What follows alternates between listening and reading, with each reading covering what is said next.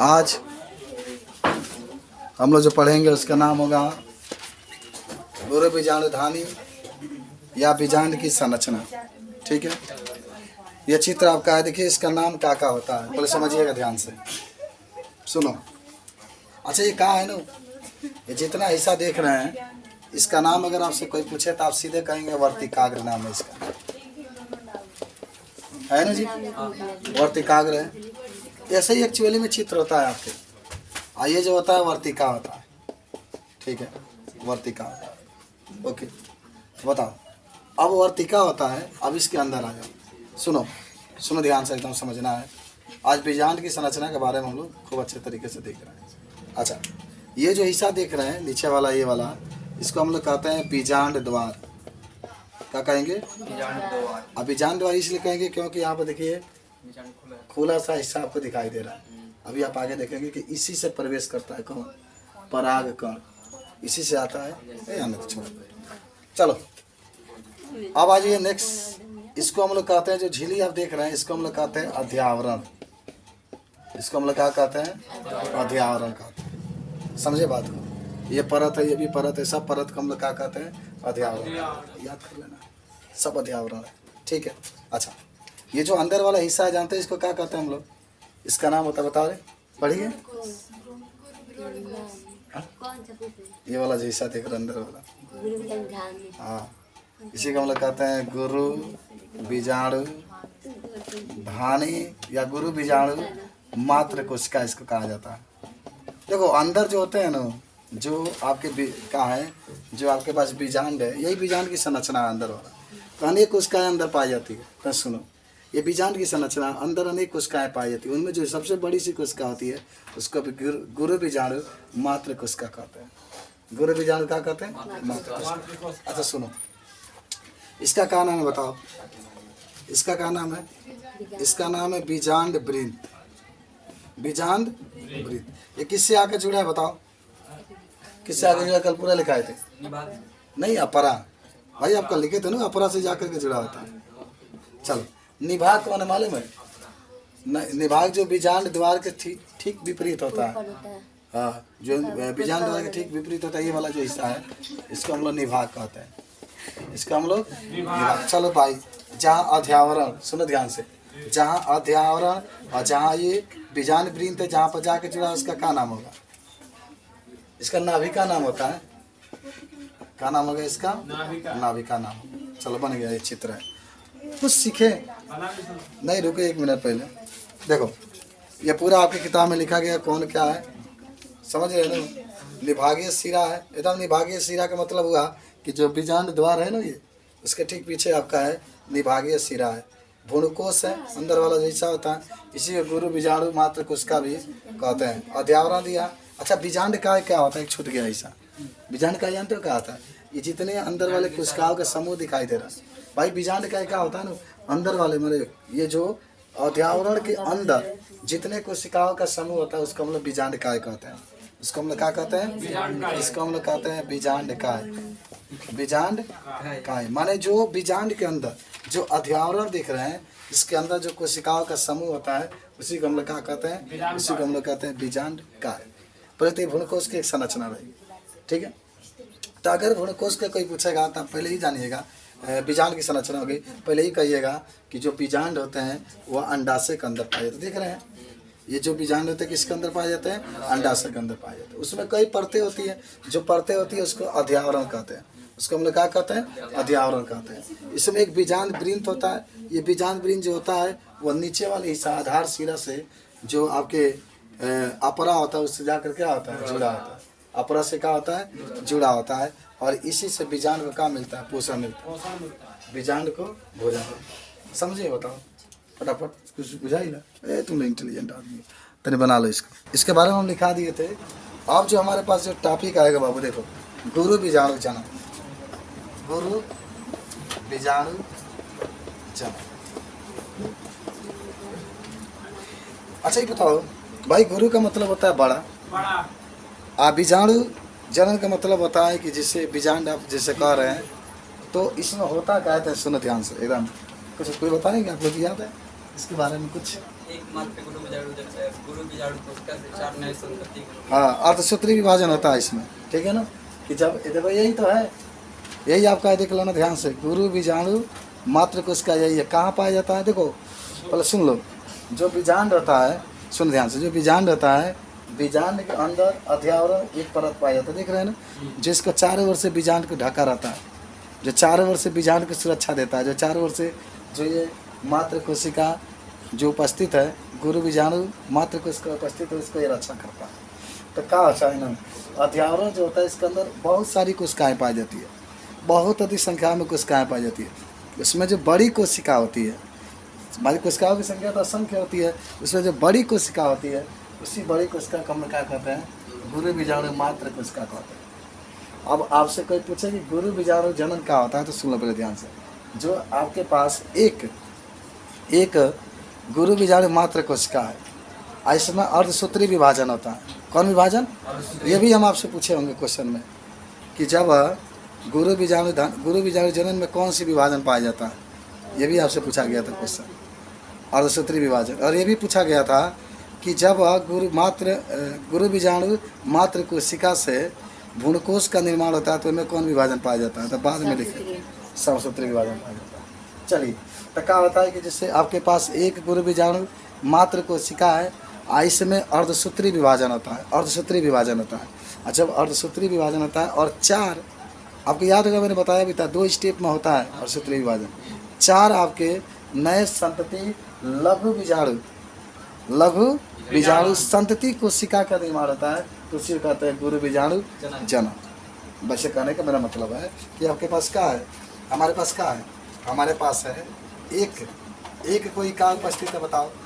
एक आपके पास गुरु बीजाणु मात्र कोशिका है, गुरु बीजाणु मात्र कोशिका है। मात्र माने माता, मात्र माने माता।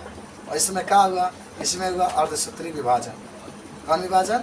अर्धसूत्री विभाजन हुआ। और कितने बन गए, 1 2 3 4। 4 माने क्या बन जाते हैं, 4 आपके नए संतति कोशिका का निर्माण हो जाता है। इसी को हम लोग कहते हैं गुरु बीजाणु जनन कहते हैं। एकदम आपको याद होगा, एकदम क्लियर, एकदम किताब में टोटली यही बातें लिखाई गई। आप पढ़े हैं आप उसको, आप पढ़ने की जरूरत में नहीं है, खाली सुन लीजिए ना, आपको पूरा याद होगा। बोलिए कुछ इसके लिखा देगा इसके बारे में, हाँ क्या लिखिए कि जब एक गुरु बीजाणु जनन की बात करें कि जब एक गुरु बीजाणु मात्र कोशिका से अर्धसूत्री विभाजन द्वारा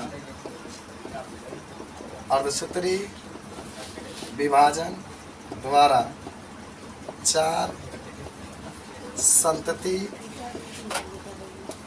लघु बीजाणु कोशिका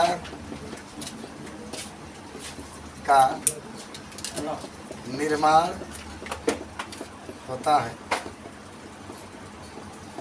तो इसे गुरु बीजाणु जनन का।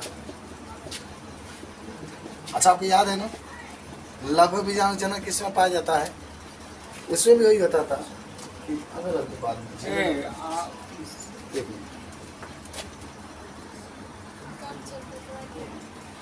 में चलिए जान गए होंगे, तो बस आपको इसी को लेना है। किसको लेना है, इधर सुनो। ए बाबू, ये जो गुरु बीजाणु मात्र कोशिका है, इसमें अर्धसूत्री विभाजन होता है, 4 संतति कोशिका का निर्माण होता है, उसी को हम लोग क्या कहते हैं, गुरु बीजाणु जनन कहते हैं। कुछ अच्छी अच्छी बात इसमें दिखाते हैं तुम लोग को, बढ़िया बढ़िया सब आपके लिखा गया होगा। ना चाहिए क्या? चलिए आगे बढ़ते हैं हम लोग। सुनो, छोड़ो चलो। अब इसमें देखो होता क्या है ना, कितने कोशिका का निर्माण हुआ है? 4। इसका 4। देखो आप सुनो, इधर आ जाओ, इधर आ जाओ थोड़ा सा। गुरु बीजाणु जनन के अंतर्गत ही बात कर रहे हैं हम लोग कि ये आपके पास है, ये छोटा सा बना देते हैं।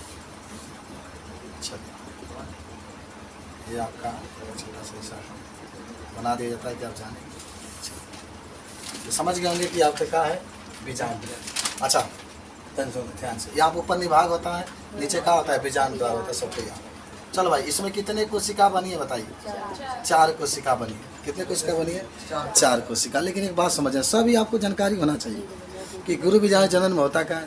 इसमें 4, एक मात्र कोशिका से 4 नई कोशिका का निर्माण होता है, यही तो कोशिका है, मात्र कोशिका है। इसे कितने कोशिका का निर्माण हुई? 4। होगा क्या तो समझो, इसमें से 3 नष्ट हो जाते हैं जो बीजाणु द्वार की ओर होते हैं। एकदम ये भी क्वेश्चन आपसे पूछा जा सकता है कि 4 कोशिकाएँ बनती है जो बीजाणु द्वार की ओर होती है, उनमें 4 आपके नष्ट हो जाते हैं, 3 नष्ट हो जाते हैं 4 में से। एक आपका बचता है, कौन बचता है? जो निभाग की ओर रहता है वो बच जाता है, जो निभाग की ओर रहता है वो बचता है। याद रखना है, क्या याद रखना है कि गुरु बीजाणु जनन में जो एकमात्र कोशिका जो गुरु बीजाणु होती है उससे 4 कोशिकाएँ बनती है। जो बीजाणु द्वार की ओर 3 कोशिकाएँ होती है वो नष्ट हो जाती है, मात्र 1 कोशिकाएँ बचती है जो कहाँ होती है? निभाग की ओर होती है, जिसको हम लोग कहते हैं क्रियाशील कोशिका। क्रियाशील या क्रियाधार क्या कहते हैं? उसका इसको कहते हैं। बात समझ ना, क्या कहते हैं हम लोग इसको? क्रियाधार कोशिका कहते हैं। इसको भी तनी लिख लेंगे, तनी नोट पॉइंट में लिख लीजिए कि गुरु बीजाणु जनन में 4 गुरु बीजाणु कोशिका का निर्माण होता है, कोशिका का निर्माण होता है। 3 कोशिका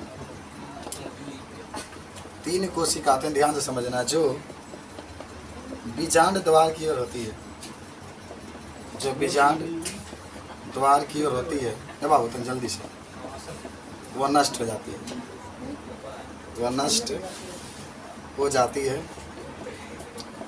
और एक कोशिका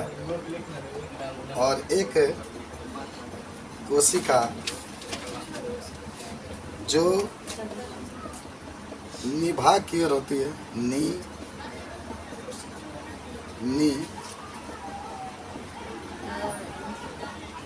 भाग की ओर होती है, वह बच जाती है। क्या होती है बाबू? बच जाती है। और यही कोशिका क्या करती है मालूम है? यही कोशिका क्या करती है?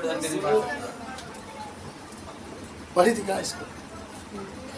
और तो भेजबो नहीं करम कभी। यही कोशिका सुनी तो भेजा, नंबर डिलीट हो गया, फिर कोशिका निर्माण करती है।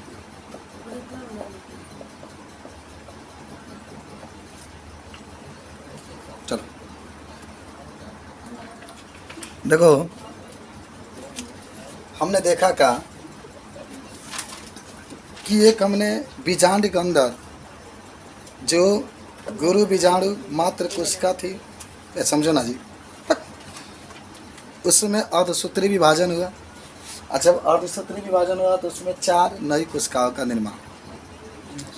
3 कोशिकाएं जो आपके बीजांड द्वार की तरफ थी, जो कम क्रियाशील, वह नष्ट हो गई। 1 कोशिका बचा, और वह कोशिका आगे जा करके किसका निर्माण करेगा? भ्रूणपोष का निर्माण करेगा। तब कैसे निर्माण होता है? देखो, सबसे पहले होता क्या था शुरू, इसमें होता है समसूत्री विभाजन। पहले समझा देते हैं। ये आपके पास क्या है, एकदम ध्यान से समझना, तो समझ तो एक हमारे पास क्या है। चलो, एक हमारे पास क्या है, इसका नाम जानते हैं आप लोग? इसका नाम क्या होगा? इसका नाम होगा गुरु बीजाणु मात्र कोशिका, है ना जी? चलो भाई, गुरु बीजाणु कौन है?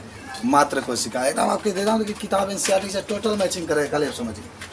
इसमें क्या हुआ? इसमें हुआ समसूत्री विभाजन। समसूत्री विभाजन जानते हैं? विभाजन किसमें हुआ? केंद्रक में हुआ। बहुत सुन, किसमें हुआ? केंद्रक में। आई कहा था केंद्रक, ये केंद्रक। तो जब समसूत्री विभाजन होगा तो एक केंद्रक से कितने केंद्रक बने? 2। चलो भाई, ये कोशिका आपका है, एक केंद्रक से हमारे पास कितने केंद्रक का निर्माण हो गया? 2 केंद्रक का। तो समझना, विभाजन चालू है, विभाजन चालू है। तो एक केंद्रक से और दो केंद्रक का हो जाने का, कोशिका में विभाजन नहीं हो रहा है भाई, याद रखना है। कोशिका में विभाजन नहीं हो रहा है, किस में हो रहा है? केंद्रक।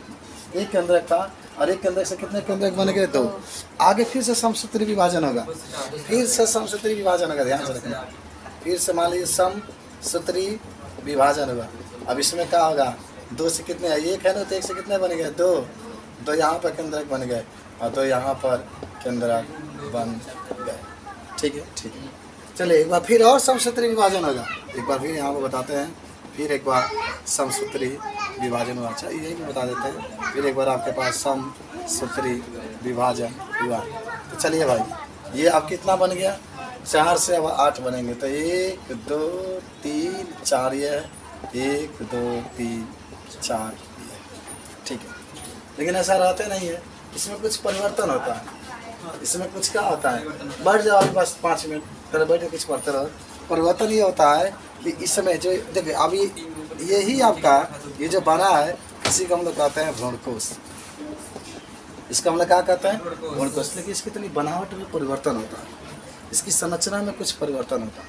परिवर्तन क्या होता है? तो देखिएगा, ध्यान से देखिएगा, ध्यान से एकदम सोचिएगा। अच्छा ये बताओ, अगर हम आपसे पूछें, ये क्वेश्चन भी कल दिया गया था कि अगर देखो कहाँ से कहाँ चले गए, गुरु बीजाणु मात्र कोशिका से क्या बना लिए हम लोग? भ्रूणकोश बना लिए। तो अगर मैं पूछूं कि बताओ कितने बार समसूत्री विभाजन हुआ है, तो क्या करें?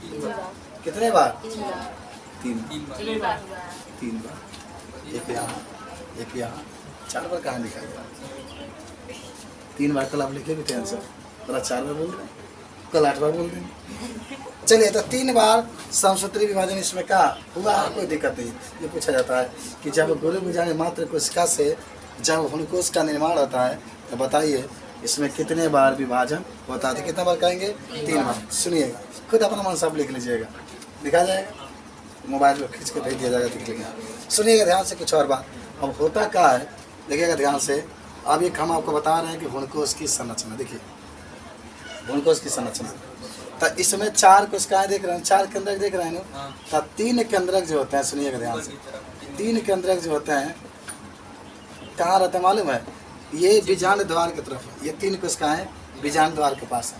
ये वाला जो बीजांड द्वार है भाई जी, अब देखिए जो भ्रूणकोश बना है वो किसके अंदर बना है? बीजांड के द्वारा। हाँ, बीजांड के अंदर बना है। तो 3 कोशिकाएं आपके किधर होती है? बीजांड द्वार के पास होती है। आगे ऊपर 3 कोशिकाएं होती है, निभाग की तरफ होती है। तो ऊपर वाला निभाग है ना, और 2 कोशिकाएं क्या आ जाती है आपकी? केंद्र में आ जाती है, माने केंद्र में आ जाती है। इसको नाम सुनो, नाम सुनो। इसको हम लोग कहते हैं भाई बीजांड द्वार के विपरीत होती है। इसका नाम कहता है प्रतिमुख कोशिकाएं। प्रतिमुख कोशिकाएं सबको याद होना चाहिए। हाँ, इसका हम लोग क्या कहते हैं? ध्रुवीय कोशिकाएं कहते हैं, ध्रुवीय कोशिका कहते हैं इसको, ठीक है। और ये आपका जो होता है, अच्छा इसमें जो 2 ये कोशिकाएं दिख रही है, 2 वाले, इसको कहते हैं हम लोग सहायक कोशिकाएं। इतनी छोटी होती है ये सहायक कोशिका होती है। जन कैसी होती है बाबू? छोटी होती है, छोटी छोटी गैया। हाई जो होता है उसको अंड कोशिका। अंड कोशिका, कौन कोशिका? अंड कोशिका, ये बड़े होती है। अब होगा। अच्छा इसमें बताओ भ्रूणकोश में कितने केंद्रक हैं? 8। अरे भाई सब केंद्रक तो हैं। अब इसमें कोशिकाओं का निर्माण होगा, कोशिका भित्ति का निर्माण होगा, कोशिका भित्ति का निर्माण होगा।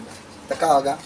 इसके ऊपर एक कोशिका भित्ति, इसके ऊपर कोशिका भित्ति, इसके ऊपर कोशिका भित्ति, इसके ऊपर कोशिका भित्ति, इसके ऊपर कोशिका भित्ति, इसके ऊपर कोशिका भित्ति, इसके ऊपर कोशिका। अब बताओ, अगर मैं पूछूं कि एकदम आपका पूर्ण रूप से ये देखिए किसकी संरचना हो गई है?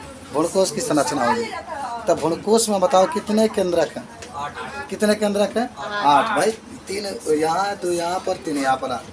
कितने इसमें कोशिकाएं हैं? 7। देखिए दोनों एक ही कोशिका केंद्र का, यानी यहाँ से एक बात आपका तय हुआ कि जो भ्रूणकोश होता है, भ्रूणकोश होता है, भ्रूणकोश 8 केंद्रकीय, 8 केंद्रकीय और 7 कोशिकीय होता है। 8 केंद्रकीय और 7 कोशिकीय होता है। क्या होता है? 8 केंद्रकीय और 7 कोशिकीय होता है, ठीक है। कोई दिक्कत है बताओ इसमें? तब कोश का निर्माण किससे हुआ? गुरु बीजाणु मात्र कोशिका से हुआ। 3 बार उसमें क्या हुआ? समसूत्री विभाजन हुआ, और समसूत्री विभाजन के बाद इसका कहा गया निर्माण। अब आपके तरह किताब से बता देते हैं, देखिए ध्यान से, क्या आपको बताना, देखिए। अच्छा देखो ध्यान से, यहाँ पर चित्र में आप देख रहे होंगे कि आपका ये क्या है, देखो लिखा है गुरु बीजाणु मात्र कोशिका, है ना? गुरु बीजाणु क्या है? मात्र कोशिका है। इसमें कितने केंद्रक है? एक है ना केंद्रक। अब चलो, एक केंद्रक है, इसमें अब हुआ है विभाजन। क्या हो गया है? विभाजन। अब एक से सुनो, एक से आपका एक ऊपर है, एक नीचे है, 2 बन गए। चलो 2 बन गए, और 2 से कितने बन गए? 4। देखो 4 बनेंगे। अभी ऊपर वाला जानते हो किसका निर्माण हो रहा है? ऊपर वाला निर्माण हो रहा है ना, ये जो तीनों प्रक्रिया है ना, ये गुरु बीजाणु जनन के बारे में बता रहे हैं। गुरु बीजाणु जनन के बता रहे हैं। 1 से कितना बन गया है? 2, और 2 से कितना हो गया? 4। और नीचे वाला जो दिखा रहा है, ये कैसे भ्रूणकोश का निर्माण होता है उसका दिखा रहा है। चलो सबसे पहले इसमें एक दिखाया नहीं है, अगर आपको दिखाता तो यहाँ पर एक दिखा सकते थे, आपकी एक यहाँ पर उपस्थित है, एक है ना, जिसे कहने का मेरा मतलब है सेम वही है। एक यहाँ पर है तो एक यहाँ पर है, मान लीजिए इसमें समसूत्री विभाजन हुआ तो 1 से कितना बन गया? 2 बन गया। और फिर इसमें समसूत्री विभाजन होता है, 2 से कितना आ गया? 4 हो गया। फिर इसमें समसूत्री विभाजन तो 4 से कितना बन गया? 8 बन गया। देखो 3 गो ऊपर आपका है, 2 नीचे आपका है, 8 आपका है, 3 गो ऊपर, 2 के बीच में, 3 नीचे, यानी ये वाला संरचना की बात कर रहे हैं। वाला बात समझ गए ना सब लोग? इस तरीके से आप इसके बारे में क्या कर सकते हैं, बता सकते हैं। चलो बनाओगे चित्र का इसका? हाँ बना लेते हैं इसका, समझे हो जी? हाँ तो सीखे।